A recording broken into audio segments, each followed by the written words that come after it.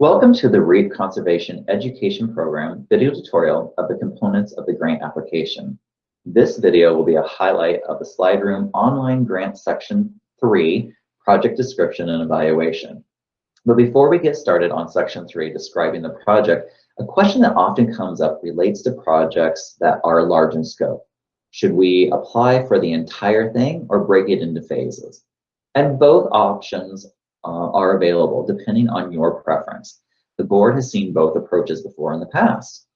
The important thing is to document in the application how you are going to address all the components of a larger project, or maybe describe this application as part of or a phase one of a multi-phase approach.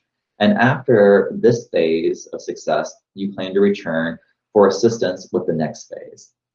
Either approach is fine. Just document how you plan to manage the project and build confidence with the board that you will be successful. Once you know there is a need, then Section 3 describes how you're going to go about meeting those needs, addressing your direct and also maybe indirect audiences you're going to focus on in your community or segment of an area. If you intend to reach underrepresented groups who may not typically participate in your project, describe the strategies you plan to increase participation. Underrepresented groups don't have to be the traditional categories like ethnic background or age, but could also be urban versus rural audiences.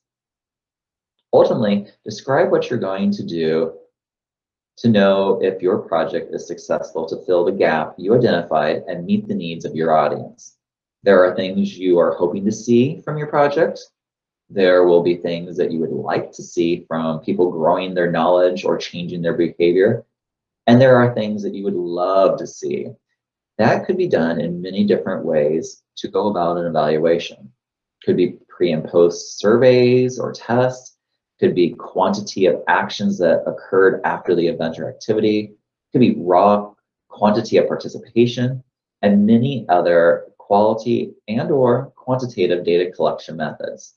If you need assistance with evaluation, progress outcomes, or other resources, check out the REAP CEP website for supporting materials.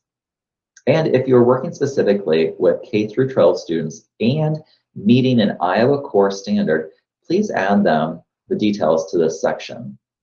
So in the online application, you'll find that as you fill out the information, in the lower right-hand corner, it will tell you the character count as you go along. And at the very bottom will also be an option to save your changes, or you'll see that it will auto-save after a few seconds. So we can manually save the changes, or as you can see on the screen, waiting for it to auto-save, and it's done for you. This is a point where you might take a pause and a break, and in the upper right-hand corner, you can save and exit, log off, come back another day and time, and be able to continue the application. When you log back in to continue, you'll find that the green check marks along the different areas on the left-hand side will give you the abilities to know that you have completed those sections with adequate information. You're also able to skip around and work on different parts of the application at different times.